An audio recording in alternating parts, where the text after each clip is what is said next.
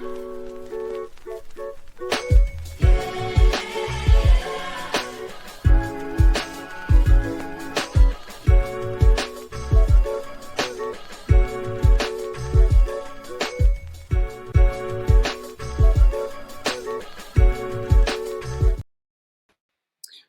up? What's up? Welcome back to Dear Black Woman, the podcast where we hold space for conversations that actually really matter to Black women all over the globe.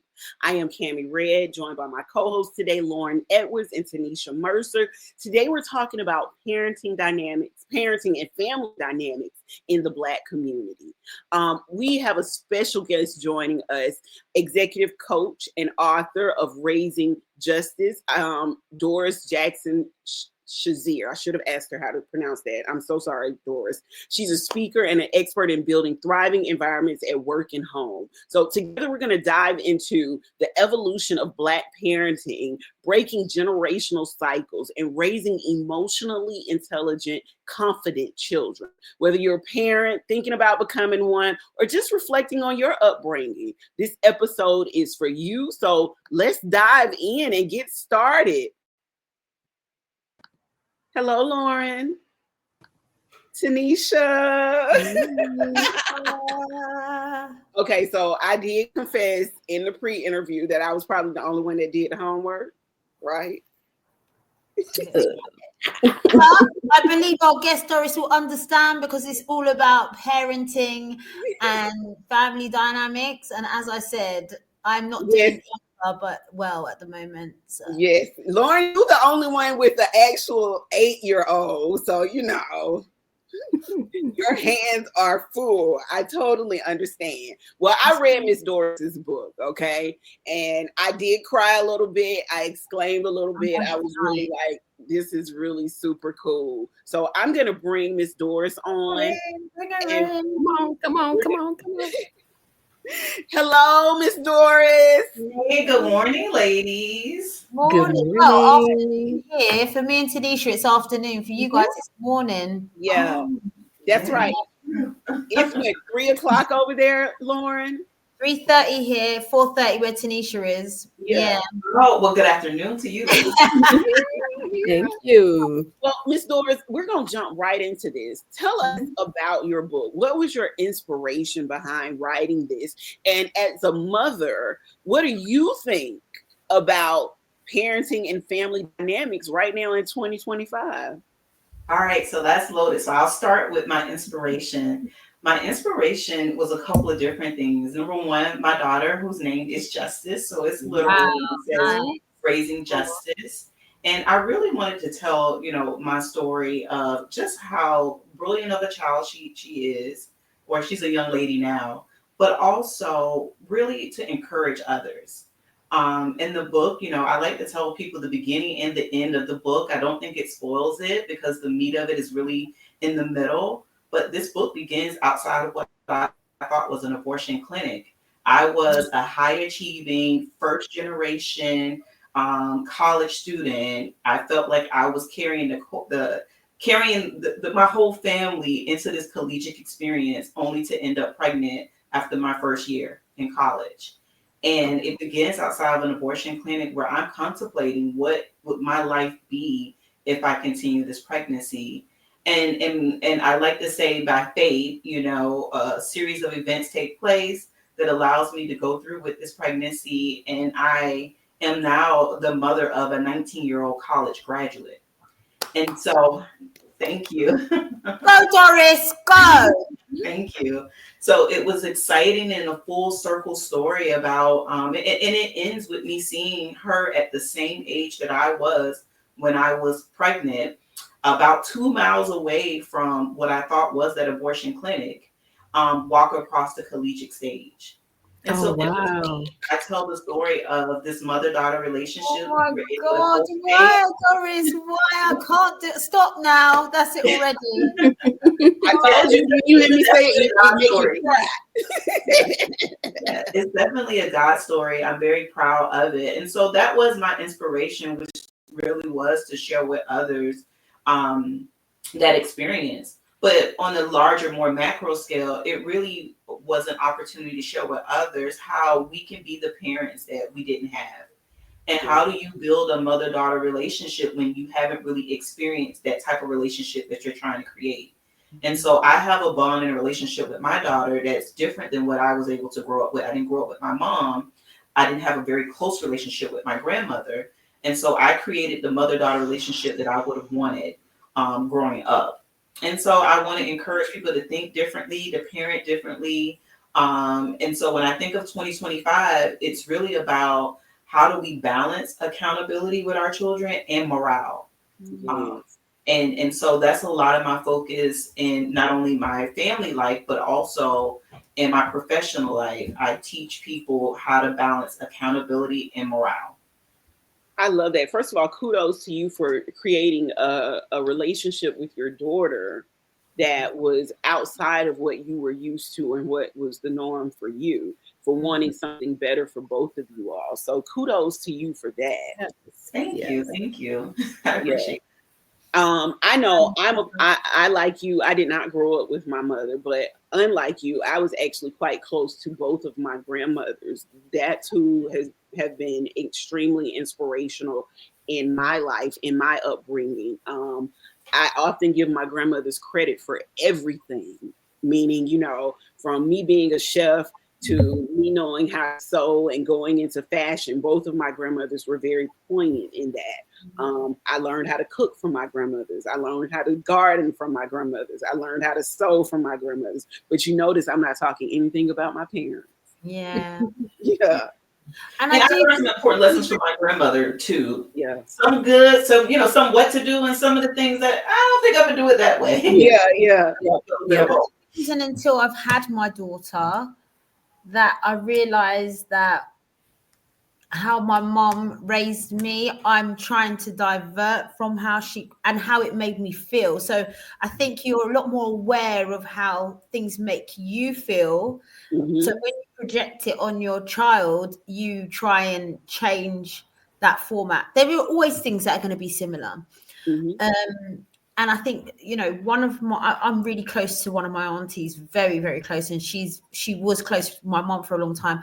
And we found quite a good connection because she's making me be aware of things that, you know, oh, your mom raised you like that. Your mom raised you that way, you know, but you don't need to stay that way. And there's certain things that I do, certain habits, certain, you know, ways I am. One of them, I think we've spoken about it before, Cammy, is like, we don't really talk about things. We don't really discuss. There's, you know, whereas, you know, just this week, I had my daughter crying her eyes out to me in the middle of the week, you know, and all I wanted to do was discuss what can I do to make you feel, whereas my mum would probably have been more like, wipe your tears.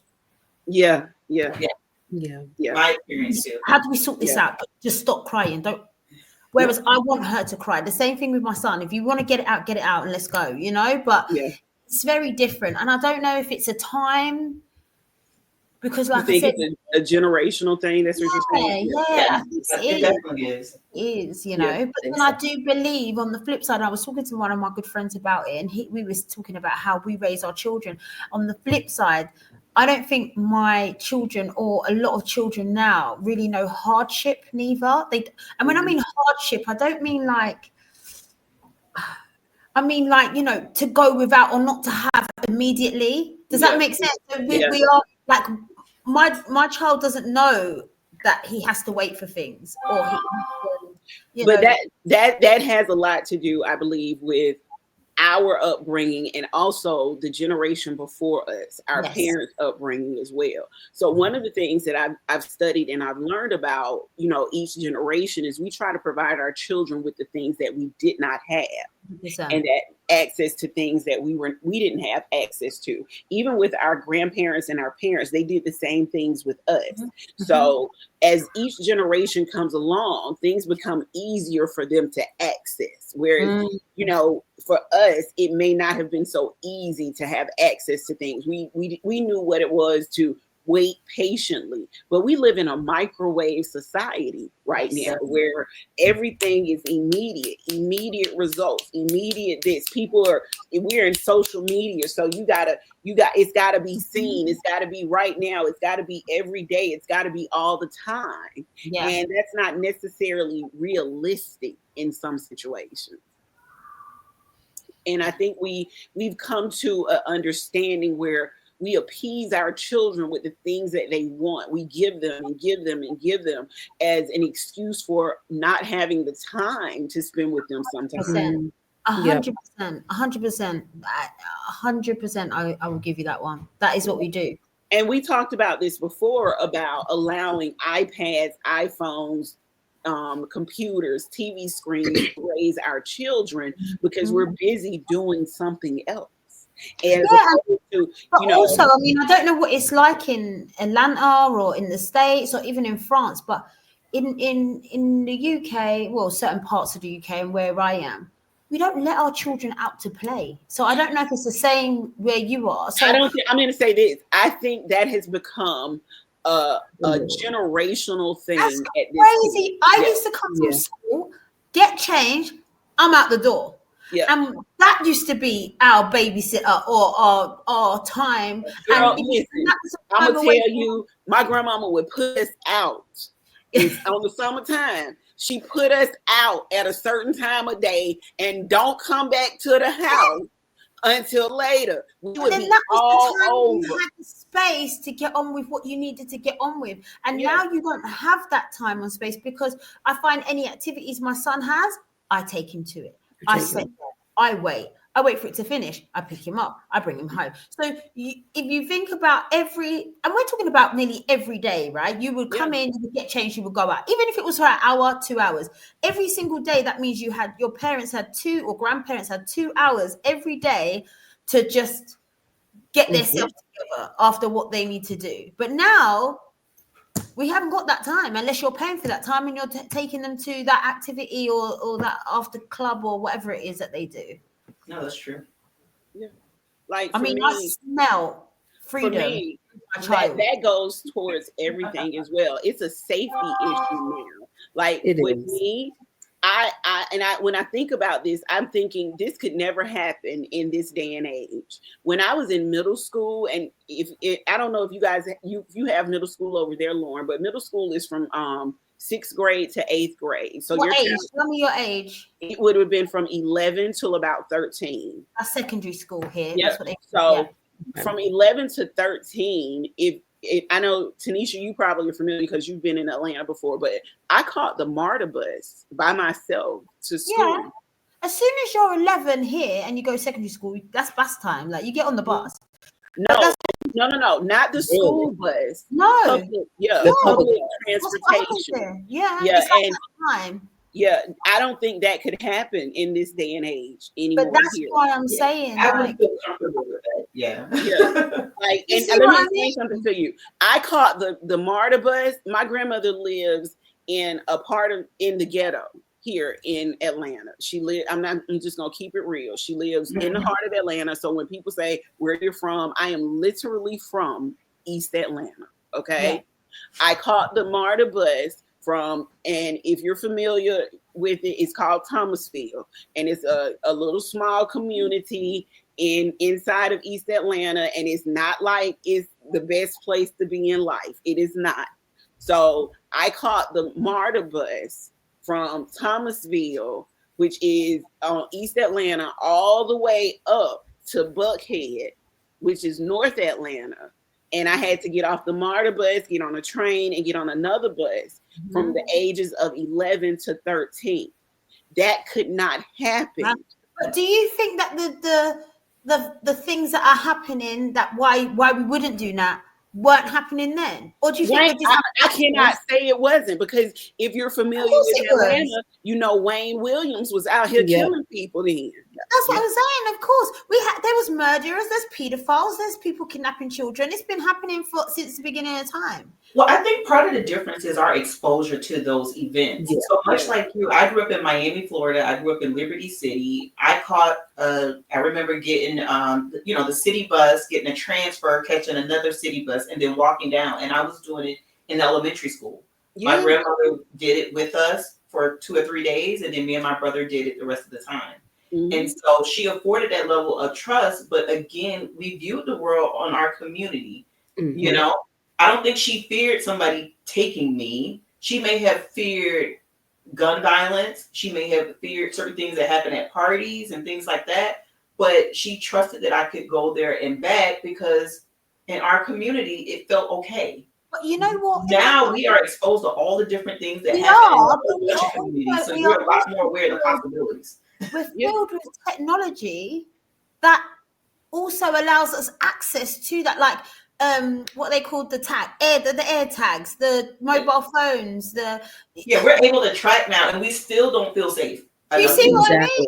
And Still that's what I'm saying. Like I feel like we're creating this for ourselves. I think we've got so scared of. I mean, when I go to Lisbon, when I go to Portugal, when I go to Lisbon, the parents think I've lost my mind because they are so open. They are still of an old school value, like an old school way. When you go to the park, I'm like looking, where's my child? Where's my child? Even my child's looking at me like, oh, he's gone off. Is it okay? Like, and they say, stop. We don't do that here. We don't fence our children, and we let our children have freedom, have space, have them.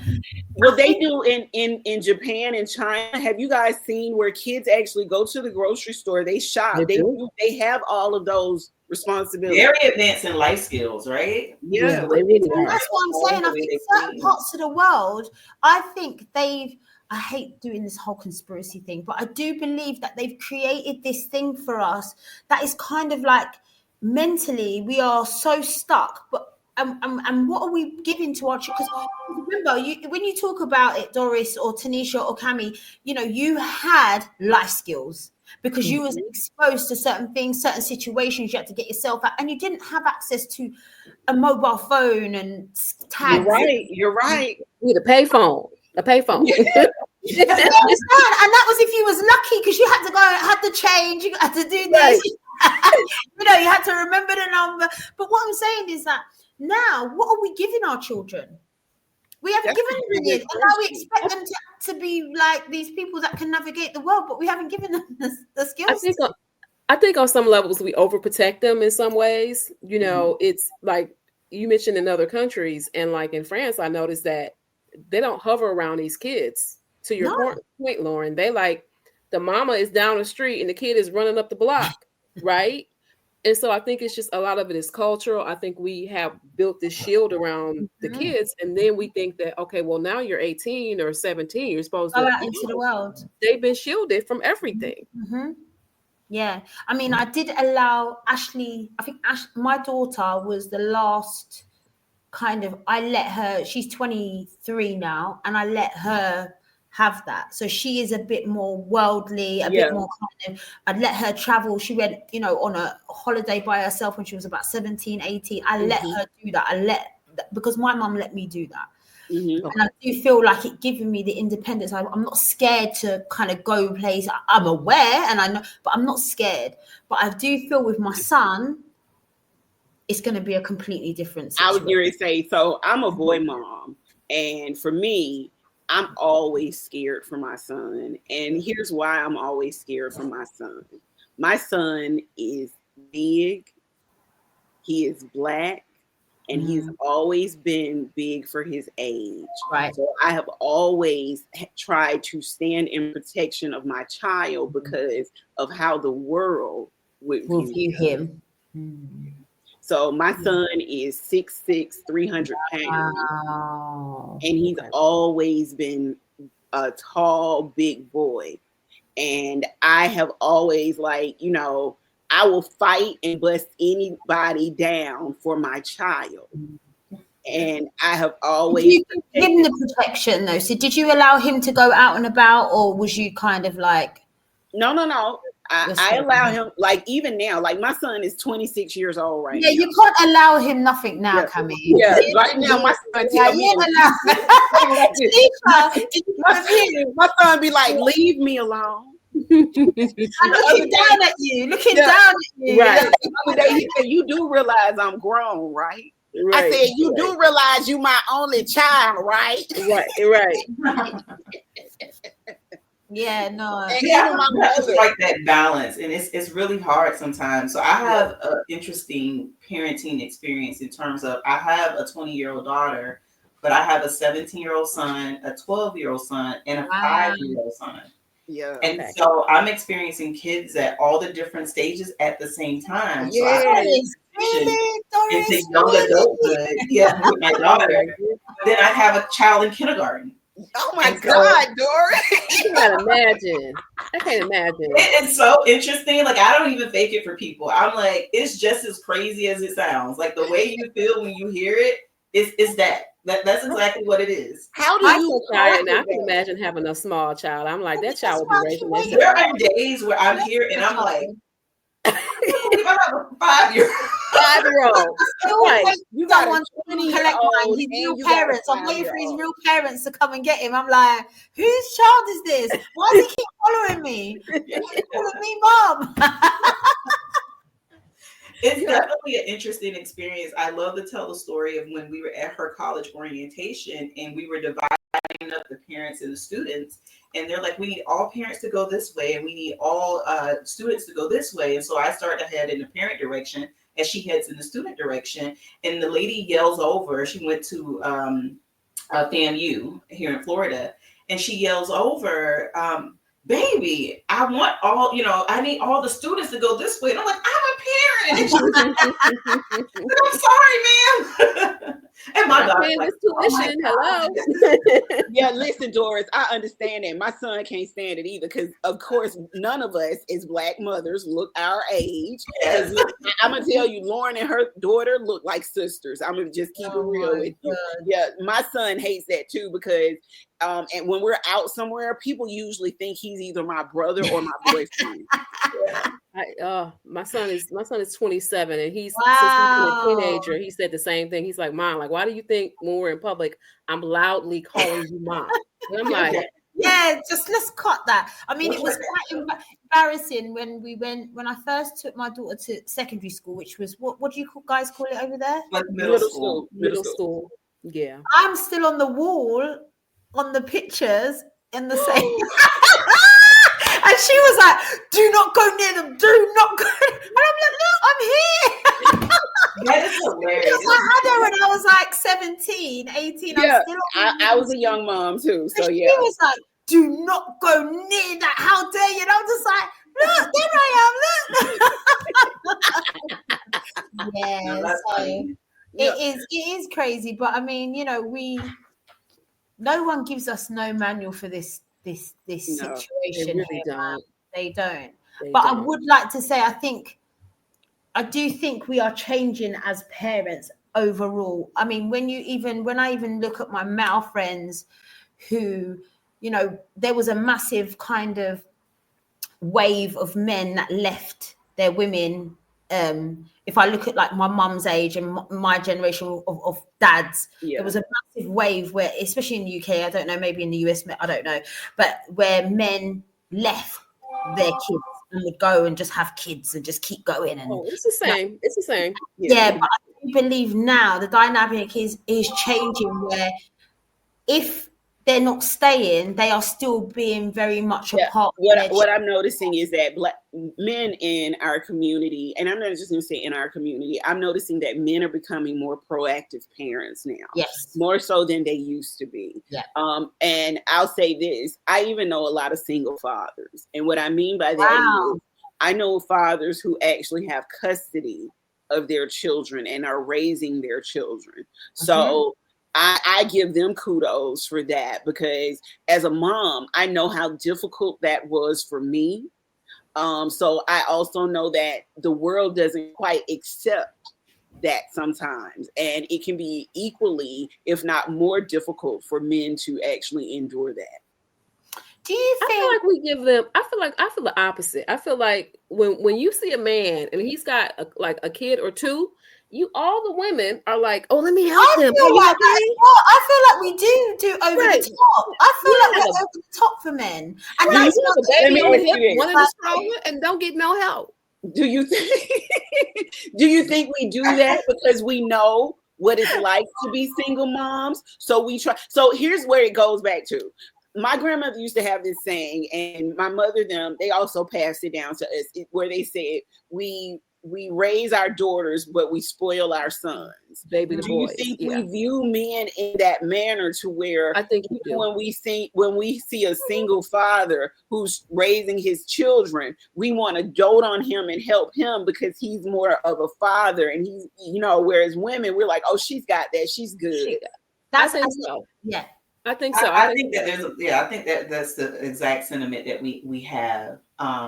And I think we have to balance it, because what we do is we create this cycle of then boys who become men who don't necessarily know how to be men, or they need to be mothered in adulthood.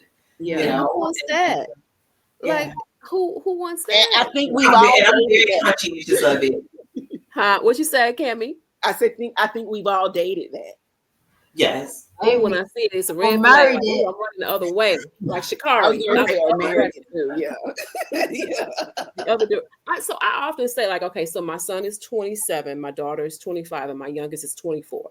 Wow. And with my son especially, the way I think of it, and I'm widowed, and so the way I think of it, the way we thought of it, was that I want to raise someone that's going to be a good husband and partner.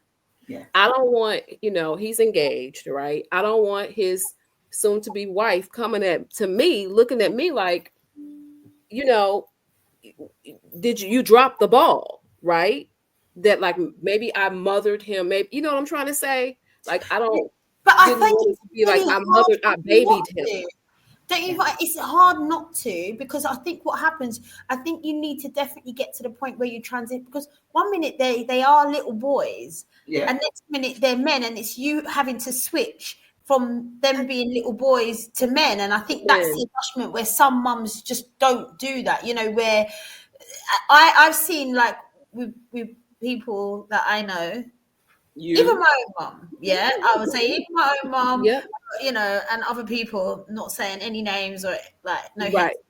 But I feel like sometimes they're actually proud, some of these mums, that their boys are still coming around them, or that that maybe they're a bit dysfunctional for their partners, because it gives these some mums a sense of self-worth at some point.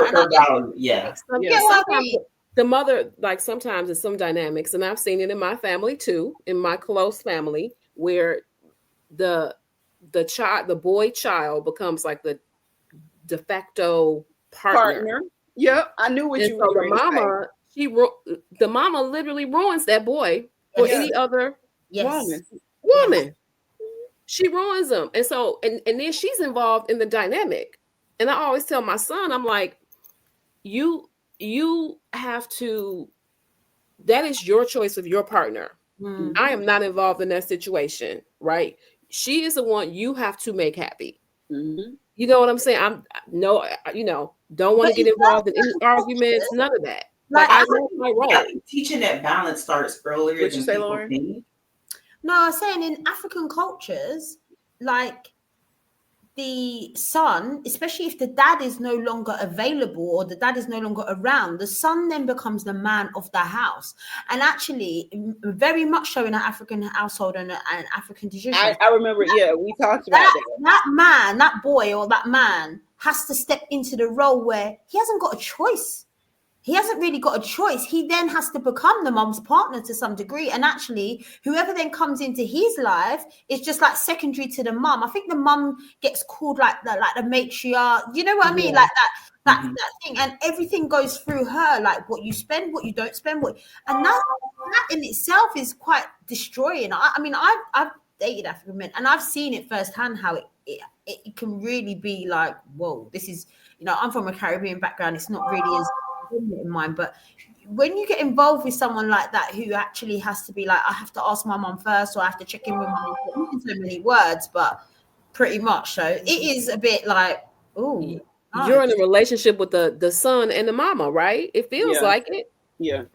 And that's why it's hard. Like, I'm not gonna be funny or anything, but that's why when African men come over to America, the mothers often don't want them to marry American women, because or Caribbean women, because that woman is not going to allow for that type of relationship to take place. Yeah, go ahead, Doris. Definitely not a westernized approach. Like it's Yeah. not going to happen that way. Here's what I would like to add is I think sometimes as women or as people as a whole, we get stuck on raising children instead of raising adults. Yeah. And that's one of the things that I became keenly aware of. And I talk about it a little bit in my book is I recognized really early that my child is going to be a child for a limited part of time, but they're going to be an adult for the rest of their life. Yeah. And part of my responsibility is to create a great childhood, but also to prepare them for adulthood. And I think that's the little connection that gets missed sometimes. We focus on it's a massive raising the children, raising children instead of preparing adults. And that's a part of our job too. And see, I want to balance. I want to balance because I feel like in a lot of our households, and I don't know, Lauren, if you can speak to this or not, but I know in a lot of our households, it's like the kid is also a de facto adult. Like the kid is paying bills. They're in high school paying bills. They're also at the same time, they're told if you don't like it, you can get out. Yeah, so, and I was one of those kids. So I out. understand exactly what you're talking about. You don't know anything at 18. You think you do, but you don't. Yeah, so I think when we think about raising adults, I don't think it's necessarily just responsibility. I'm thinking about emotionally. I'm thinking about psychological. I'm thinking about mental. I'm thinking about finances. So what type of knowledge are we downloading into our children that allows them to enter the world? I'm thinking about confidence. I'm thinking about eye contact. That's something that I'm still working on with my boys is that you look people in their eye when you're speaking to them because I want them to be confident men and adults when they leave. Do you believe women can raise strong men? Say it again. You believe women can raise strong men? Yes. Now, I'm not in it alone. My husband is here and present. No, I'm saying generally. Like, would you say that women alone can raise strong men? Yes, I do believe women can raise strong men. I also do believe that it also requires a community because certain things are taught and other things are caught. Yeah.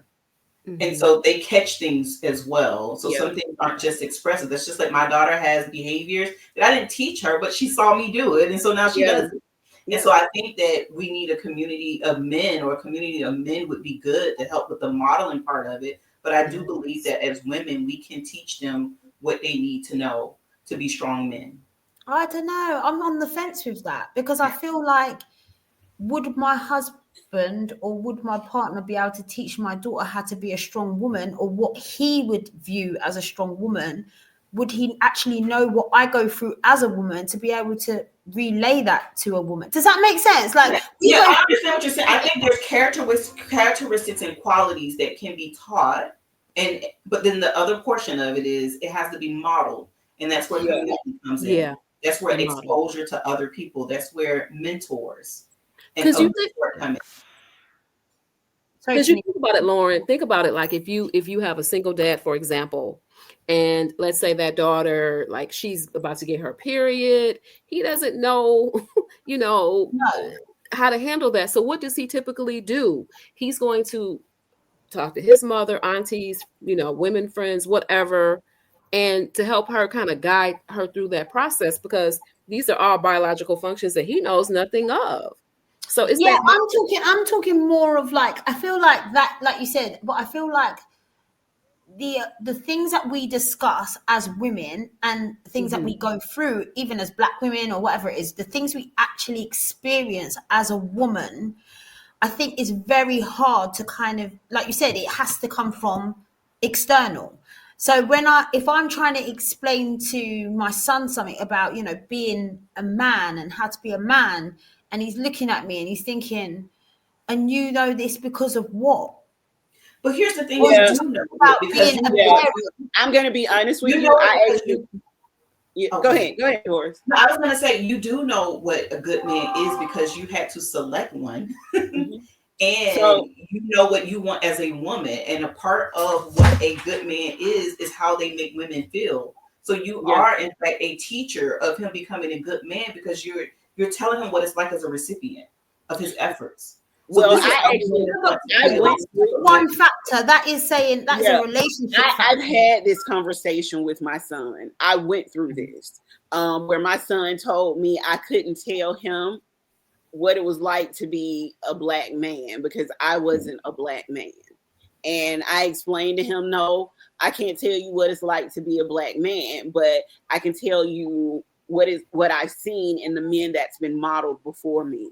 So I can tell you, you know, from the factors of how my father acted with me. I can tell you from the factors of, you know, my cousins, my uncles, those good Black men. I can give you examples of those, and I can put you in their presence, and I can show you those things. But no, I can't tell you what it's like to be a Black man. No, I cannot. But and also remember, you are coming from a very biased point of view. Yeah. So what I'm saying is that you're also discussing this from this point of view, right? So you've said, I know what men I've kind of chosen or I've not liked, or, you know, men that have been in my presence. And so it's all coming directly from mum, what mum's view was, what mum's view. Now, let's be real. Some women in themselves are projecting what they believe is correct as a man or as a, you know, this man or whatever. But their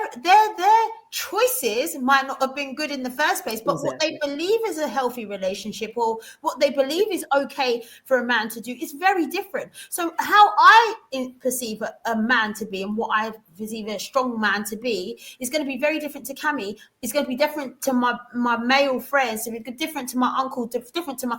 Everyone's going to see. And then when you put this person out into the world... Mm-hmm. They're gonna look and say, "What the heck?" Like you clearly. I think that's a part of That's a part of life. I mean, that's where we've gone wrong. I think we've got so many women raising men, and now we've let them out into the world, and we've got. But see, here's the thing, though. I think for a lot of there is no choice. When you look at the numbers, it is mainly women, and so if you have a boy child, you literally have no choice. But at the same time, I think that we don't as a community hold men responsible. 100%. If you're creating these father abandoned households, whether you're with the mother or not, you still have a responsibility to raise that child, that, you know, to model, right? Whether you're with the mother or not. The parenting experience, we all get the cards that we're dealt, because you could be in a 2-parent household with a man who does not do what he's supposed to do, and that's being modeled before that child. Yeah, exactly. You have a child that's there who may grow up with certain inadequacies because that's what was modeled to them. And so I think either way you put it, it's going to be a certain way. What it boils down to is this. Yes, we have a hand in raising our children, but what I'm hearing you ladies say is even after they leave our nest, life is still going to be a surprise for them. Life is still going to give them some unexpected turns that we were not able to teach them or show them about. But it happened to us as well. And if I'm being honest with you, that's what shaped us into being the people that we are today. It wasn't, yes, we had lessons from what our parents taught us, but what shaped us were the lessons that we learned from the world. Yeah. But see, it's a difference too. I think that our kids can communicate. I think that I was raised by my grandparents. And Doris, I love your name because my grandmother was also named Doris. So you know, it's like I feel like our children can talk to us. Yeah. Like I didn't grow up like being raised by my grandparents. They were like, my mother was a single, you know, teenage mom. And so my grandparents raised me. They weren't the I love you type. You knew they loved you because they provided for you. They didn't tell you they loved you. Sure. They didn't tell me much. Like I learned from them, but like having a conversation with them was different because I had to, like, you have to stay in a child's place. My children can talk to me and be like, okay, I didn't like this, or mom, like what's going on? I feel like we break those chains that come up. So let me say this to you guys. I am a product of a single father. My father raised me, but my grandmothers were instrumental in that upbringing. It took me a very long time because my father is not an emotional person. There was no I love yous, no hugs, none of that growing up. But my relationship with my mother, it took me a while to come to grips with that because I blamed her for a lot of things. Okay. And, you know, as now my relationship with my mother is different, where my mother and I are extremely close. Well, my sister and my mother raised my sister, but she didn't raise me. Mm-hmm. And my sister had some difficulties in life with substance abuse and things of that nature. Well, my sister has since overcome those things, and she likes to have real conversations with my mother that my mother is not trying to have with her. Yeah. My sister called me the other day, and she was very frustrated and very upset. And I'm gonna tell you what she said. She said, and y'all know how we do. If you got siblings, you've heard this before. She said, I just had to cuss out your mama. Yeah, exactly. Exactly. Yeah. Your mom. Yeah, your mama. And I said, what happened? And she said, you know, she started to try to come down on me on the type of mother that I am, because I allow my nephew, she said, I allow him to do this. I allow him to speak his mind. I allow him. And, you know, she said she was judging me and telling me that if I didn't do this and I didn't do that, then, you know, this wouldn't be this way. And she said, I literally stopped and I told your mom, your way of parenting sucked.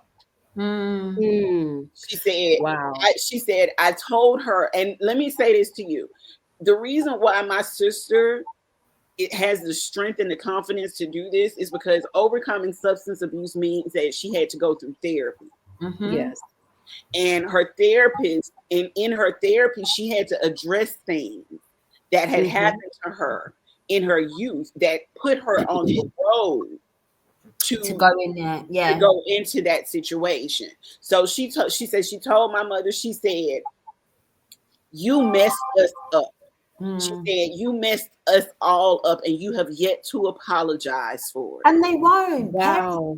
I feel like that generation, and even the great grandparents, it just doesn't happen. Yeah, you know? And I say this to say, my mother told her she didn't have anything to apologize for, and I told and let me say this, I'm very honest. My son didn't have the best upbringing because I was a teenage parent and I went out here and I tried to do everything on my own. But as I got older, I apologized to my son. I apologized to him for the things that I drug him through because he was raised, like I tell him all the time, I grew up with you. So the mother you got is not the person who I am now. Email or phone or something. Sorry. What is that dinging? Does anybody hear that? Is it someone's email? I think so. Yeah, I think that's what was probably on my end. Oh, okay. So I think in all of this though, we won't see the product really of our children. I reckon until they actually hit our age. Because when they become parents, when they become parents, I suppose. That's one of the things I talk about in the book is how you understand your parents so much more once you become one. Yep. Yeah, you really do understand even the things that they weren't great at. Even those things you almost understand how they got there, and there's this little bit of grace I think that you can extend once you see how easy it is to get caught up. I remember the first time I yelled at my daughter because she went close to the street. And it took me back to when my grandmother yelled at me for something. I'm like, oh my God, she wasn't angry at me. She was afraid. Yeah. That was fear that yelled out that way. But I don't feel like not that she hated me or something. I told my kids, I have apologized to my kids, and I told them that, you know, like the person I am, even now at 50, I had 3 kids by 26. My son at 22, 24, 26, right? So I didn't quite grow up with them, but in a way I did.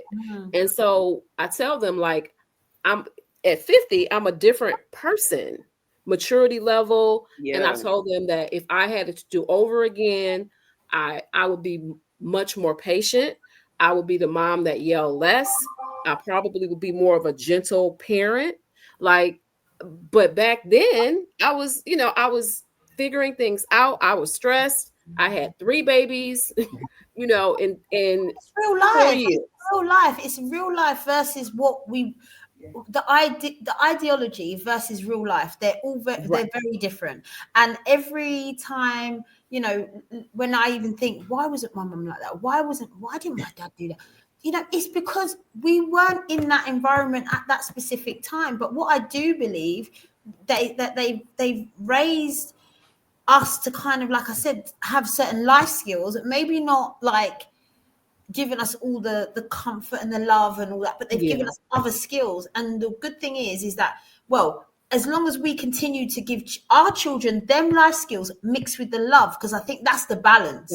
I think sometimes I look at me and even my friends, and we're doing a lot of the loving stuff and less life skills because we overcompensate. Yeah, like you said. Like, I love Zane all the time. I'm like, oh, Zane, come give me a hug. Come give mommy a hug. Come give me a kiss. He's like, oh, get off me. And then I'll be like, can you do that? No, I can't do that. The other day, he actually asked me to open a packet for him. I was like, are you kidding? No, I'm not opening it. So if you want to eat that biscuit thing, you better learn to open the damn packet yourself. You know what I mean? Normally, though, I'd be like, oh, okay, let me open it. You know, you just... I could imagine that's balance. It's a balance. If I went to my mom, can you open this packet? She'll go, what do you think this is? Yes. What do you think this is? I'll be like, okay, let me just not ask you ever again. Yeah, you might have got hit with the package. That might have happened. Listen, right? Let me tell you something. I was cooking at 10. Okay. I was frying chicken. I was making macaroni and cheese. I was cooking at 10. And let me be very clear with you on something. So was my son. Okay. My son will act like right now, and this is the funny part. My son will put on an act for people. Okay. He will make people think that he cannot cook. And let me first of all, so someone could do it for him. Yeah, which is really sick. Which is sad because I'm a professional chef. So my son can cook. And what I tell people is, I say, don't fall for that. I said, that boy was making red clam sauce when he was 10 years old. Okay? Doris, can I ask you something? Because like I said, it's very different. Like Ashley, the same thing you were saying, Ashley can cook, and I like encourage her to make things from quite a young age. But I find with my son who's 7, do you find there's a difference in your daughter who's older was learning things from a young age, and now you've got your younger one, you don't really want them in the kitchen, you don't really want them doing all this stuff, or no? No. I actually encourage them the same way I encouraged her when she was a little bit younger. Again, I always wanted to have the balance. So I recognized really early that my children needed the things that I didn't have, but they needed a little bit of the things that I did have in order to kind of balance out their character. And so I teach a lot of independence. I start them early. At 3 or 4, I put, little drinks, fruit cups, things at the bottom of the fridge so that they can go and get their own snack. I start teaching them how to use the toaster or just little kitchen equipment that won't harm them. So my kids, even the 5-year-old, if he's hungry, he has the ability to go in the kitchen and knows the things that he can access and get for himself. But no, I start teaching him earlier. My 12-year-old, he knows how to make a grilled cheese. He knows how to make a spaghetti. But just giving them certain skills along the way, because again, I want to create that balance for them. I remember my mom saying, because I remember my mom saying to me, my brother's 5 years older than me, and my mom used to say to me, if he's in my kitchen, you need to when I'm at work, if he's in my kitchen, you need to tell me he's not allowed in my kitchen, okay? Because because he used to fall asleep. He used to I was going to say, now my baby daddy burned down his mama kitchen. And one day I came and he had put like a potato in the microwave, and he'd fallen, and it was on, when I came in, it was on fire. It was actually on fire. I could see flames in the So my brother was banished from that kitchen, but if my mom saw him near that kitchen, No, I don't discourage. I discourage certain items if I'm not home. 12-year-old, he's like, "Hey, can I cook this?" And he wants to fry stuff. I'm like, "Wait till I get home." Right. But no, you can't do while I'm not home. I encourage independence. So my son's father made French fries And I don't think people understand that frozen and hot grease create overflow. And when the grease overflow, it catch fire, and he burnt down. I mean, like his mama, all the cabinets, everything was charred. Yeah. Oh my Wow. goodness. Oh my goodness. Yeah. It's definitely a balance. My son told me recently some feedback he gave me. He's like, Mom, sometimes I think, we were too independent. And I'm like, what? And he's like, yeah, I think his role was a little different, because his role was he the oldest? He's the oldest. And so he's always been like, you have to care for your sisters. Watch out for your sisters, right? Yeah. So he and we were all on the call. He said that, like, I sometimes feel like we were too independent. Like we had to solve the problems ourselves. Sometimes I've got. Well, guess what? It taught him how to be an adult. Because guess what? It did. An adult, you go. Those are the things that you literally have to do. You have to figure it out. Exactly. I had a friend who had to pretty much raise her siblings, and she's got a lot of resentment for her mum because of it. Like a lot of resentment, because she felt like the whole of her childhood was just make sure your sisters are okay, make sure your brothers have got this, make sure that run the bath, do this, and it can go. So, like I said, especially for girls, it can go more. The girls feel like they don't have a childhood because they are literally raising the siblings. They're doing all the parental stuff, right? So, Doris, I have something careful about with my kids. Yes, the way they're spread out, I'm very conscientious of it, and a 20-year-old wouldn't let me not be. But she makes sure that it is known, because people will mistake her younger brother for, oh no, that's not my child. This is my brother. Right. Yeah. So I have a question for you, Doris. In your coaching and consulting work, like what are some of the challenges that you see Black fathers and Black mothers have when actually trying to balance leadership at home and at work? I'll be honest with you. I think that's one of the things that they utilize. We tend to separate ourselves as just a part of our experience. We have this person that we are when we go to work, and then we feel like we have this life when we're at home. We code switch. And I did it for a long time. I've now exited kind of corporate America, and I work for myself because of the level of burnout and exhaustion I experienced from having a code switch. What I think some of us do as Black parents is we utilize all these leadership skills in the workplace, but we don't take them home. Okay. Like we reserve those type of things for work. And I'm like, some of the things that you do there really would help you at home. For an example, I have IDPs, which are individual development plans that you create in the workspace. Yep. I was responsible for creating that for all of my employees. I've had teams as big as 5, as big as 10,000, but I would create these development plans to help them be the best leader that they could be in the business. Why wouldn't I do that for my child? Yeah. Why wouldn't I take that skill set and those abilities and bring them into my home and say, what's our development plan for you? Where do you want to be socially? Where do you want to be academically? Because we've always been growing up in the Black community, whether you're American, Caribbean, African, we've always been brought up that we wear. Yes. And let me tell you, even like when people used to, like my mom, she's an amazing HR, guru, does her thing, and people used to say, oh my God, your mom's so fantastic. She's so this, she's so that. And I used to go, I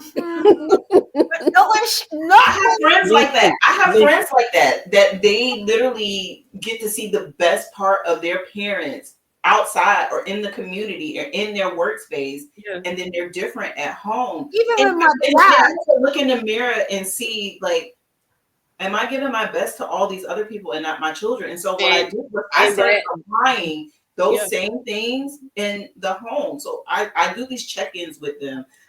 And so that's what I have kind of noticed is, again, because we're so used to code switching and wearing masks and doing those different things, that sometimes we give all that good experience, all that work ethic, all that effort in the workplace, and then we come home and we don't give it the same. Like we get to relax, and then we're more chilled. And it's like, yeah, you need that, but also the things that made you wonderful at that job will also work to help you build high-performing children. And so that's kind of what I've done and what I've noticed, and I help them connect the dots that you can use those same skill sets in the workplace and at home and get success in both. So what piece of advice, Doris, because we're going to wrap up soon, would you give to Black parents striving to raise strong, self-aware, and socially conscious children in today's world? This is going to be connected to something that Tenisha said. Previous generations, we didn't talk enough. And we have to talk to our children. Again, certain things are taught and certain things are caught, right? We can say certain things. We grew up in a do as I say, not as I do. Like you could see your parents doing certain things, but they're grown, but you can't do it. It can't work like that going forward.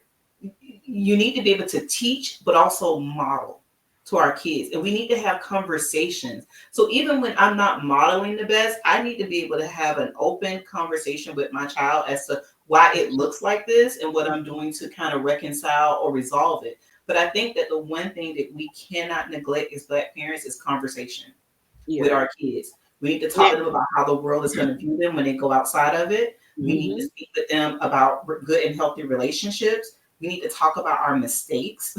We can't hide the things that we've been through. I think I have helped my daughter so much just by being open about my experience, because she happens to be a child that she doesn't have to touch the fire to know it's hot. If I tell her it's hot, she trusts me to know that it's hot. But that comes from those conversations and building trust and them understanding that it's a human experience. We all make mistakes. Every saint got a past. Every sinner got a future. We got to talk to them. But that's an important point. I think that generationally, we aren't like our mothers, aunties, grandmothers. We didn't get some of those lessons because they didn't talk to us about the mistakes they made. They didn't talk to us about, marriages that failed or dating or just bad relationships. Menopause. I mean, like all this stuff. It just is like, did my granny go through this? It's like, wait a minute. I mean, I'm 40 years old and still hear conversations like the tea of what happened. I'm like, what? Grandma did what? Well, I'm going to open this question to everybody, and this will be our last question. So I'm going to give everybody about a minute and a half to answer it. How can we, or how do you see us creating more open and safe spaces for conversations about mental health, emotions, and vulnerabilities within Black families? I'm going to start with you, Tenisha. I think it's really kind of like acknowledging when we're not having good days, that we don't have to be the strong Black woman all the time. We don't have, or for men, the strong Black men, that we have emotions, we have feelings, we have good and bad days. We have days where we just, we may be mentally fatigued. It takes that emotional regulation. It takes that being self-aware. Sometimes it just takes, you being able to admit that you're not having a good day. And right now it's not a good time for you. And being okay with that.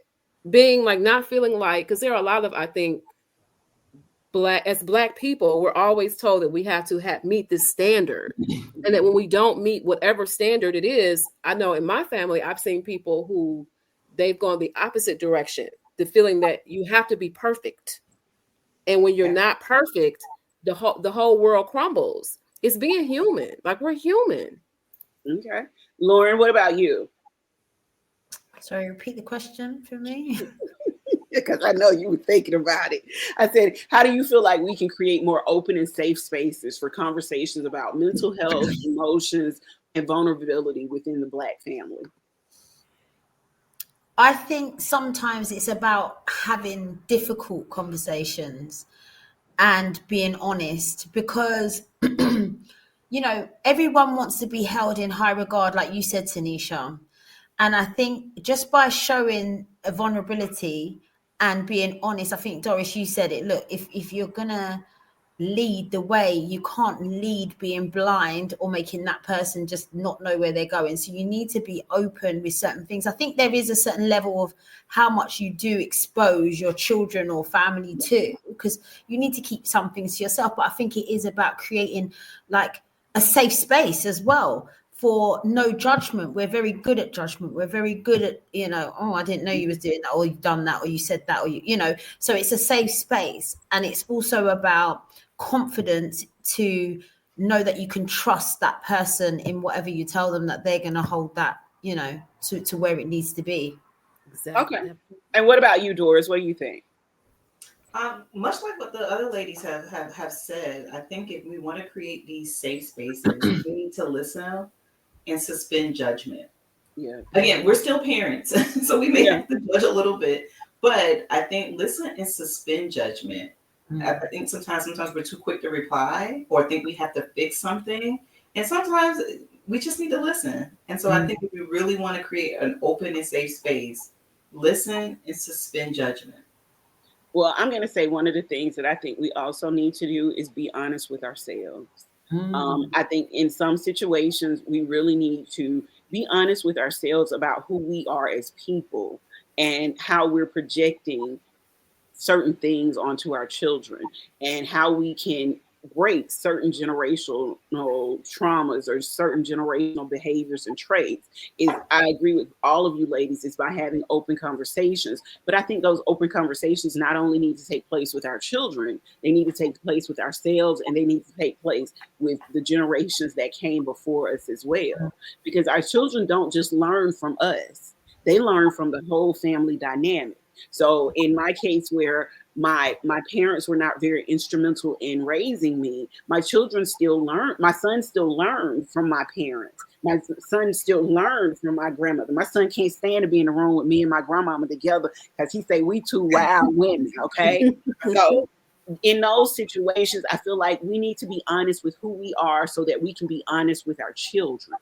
I think a lot of times we talked about earlier about putting masks on. I think sometimes we put masks on as parents. We try to play one role and do one thing when we really need to be brutally honest with our children about the world, about some of the things that we're going through, so that they have we try to shield our children from our problems instead of exposing them and teaching them how to overcome certain things.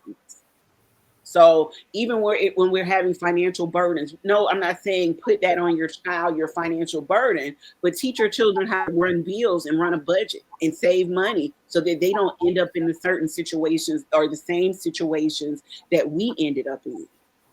Exactly. Yeah. So with that being said, you guys, that is going to come to the end of the show. Doris, I'm going to drop everybody else off the screen just for a moment, and I'm going to let you stay up, and I want you to tell people where they can find your book, how they can get in touch with you, and all of that good stuff, and then we'll come back on and say goodbye, okay? All right, sounds good. Okay. Hey everyone, again, my name is Doris Jackson-Shazier. You can learn more about me and my story of raising justice, and also my upcoming book, Pieces to Peace, where I talk about how to navigate toxic workspaces at my website, dorisjacksonshazier.com. Also, for business services, workshops, and leadership coaching and development, you can check out my website, shaziercoachingconsult.com. Lastly, the book Raising Justice is available on Amazon. So just put in the words Raising Justice, Justice Lessons Learned Through Motherhood, and you'll be able to find it there. I'm also on Facebook, TikTok, Instagram. It's my name, Doris Jackson-Shazier. Definitely look me up. I enjoy interacting with you guys. And thank you guys so much. Thank you, ladies, for the opportunity. Thank you, Doris, for even coming to deal with us today. And you ladies are wonderful. This is like a crazy little conversation. Like you see, we literally, you see how we just talk. So for anybody out there, if you're interested in being a part of this conversation or any conversation that we have, you can always jump over to our website, dearblackwoman.me, up under the tab that says podcast. If you'd like to be a guest, if you'd like to leave your opinion, or if you just like to share something with us, you can go in and fill out that information and let us know how you feel. With that being said, until next time, you guys. Listen, everybody, just want to say thank you. That wraps up today's episode of Dear Black Woman. We hope this conversation sparked reflection and a new perspectives on parenting and maybe family life in the Black community. A huge thank you again to our guest, Doris Jackson-Shazier, for sharing her wisdom and experience from raising justice. Special thank you again to my co-hosts, Lauren and Tenisha, who always check in from somewhere else other than where I am. And to you, our listeners, and for tuning in. If you loved our conversation, be sure to subscribe, like, leave a review, comment, follow, share. And until next time, break generational cycles, lead with love, and always remember it takes a village to raise or do anything. Thanks, guys. Bye.